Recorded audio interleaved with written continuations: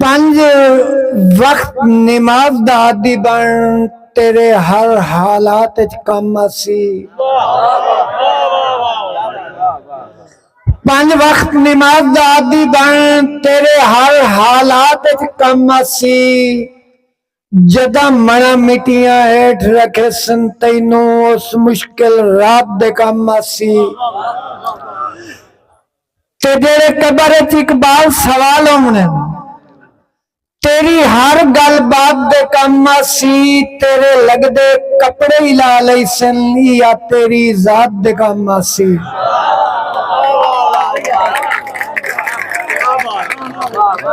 दोस्तों पांच वक्त नमाज दा आदी बन तेरे हर हालात च कम आसी। ते जदा मना मिटियां हेठ रखे सन तैनू तेरी मुश्किल रात दे कम आसी।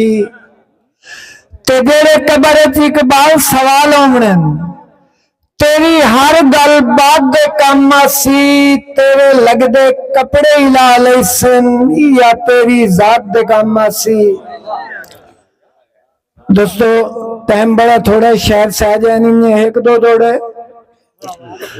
आजकल कुछ लोग मुआशरे करते रिज़्क हराम तलाशन ते काटन लंडे तू लैके पालवनी चाह दी बहते रखते आसन।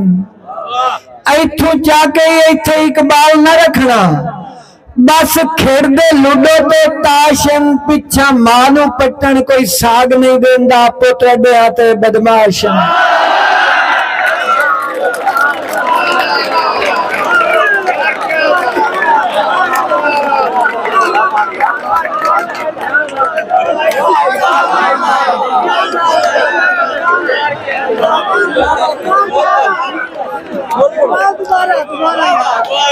भाई आजकल कुछ लोग मुआशरे करते रिज़्क हराम तलाशन ते काटन लंडे तू लैके पालवनी चाह दी बहते रखते आसन।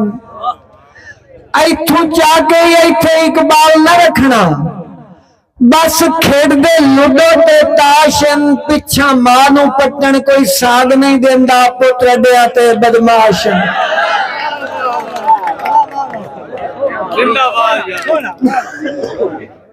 पुत्र तू रुतबा धी दा ज्यादा ही सिख लिया पाक नबी तू। ते सारे खेडने पुत्र नू लै देवने हाथ चाहना बेशक भी तू। इज्जत धी ढेर इकबाल करेंदी, दुआ लफ्ज न बोलना जी तू। इस बशर दे नाल पर नहीं दे पे एक बार तो पूछ दो धी तू।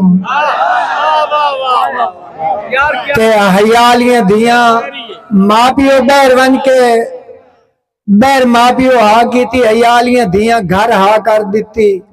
भावे नहीं पूछा प्यो दी हा ते हा करके इन्हें जहर सबरदा चक गई। सारी उम्र गुजार के पर्दे विच कहंदे वेख न मैली अक गई।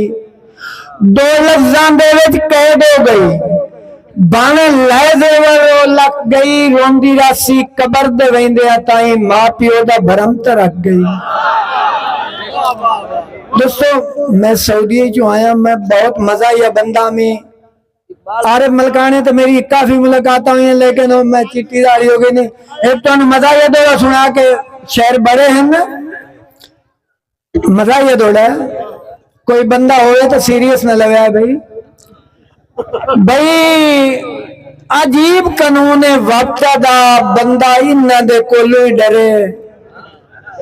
ते भावे दा दे बिजली ना आवे, इन्हां दे पैसे होवे इन्हन खरे।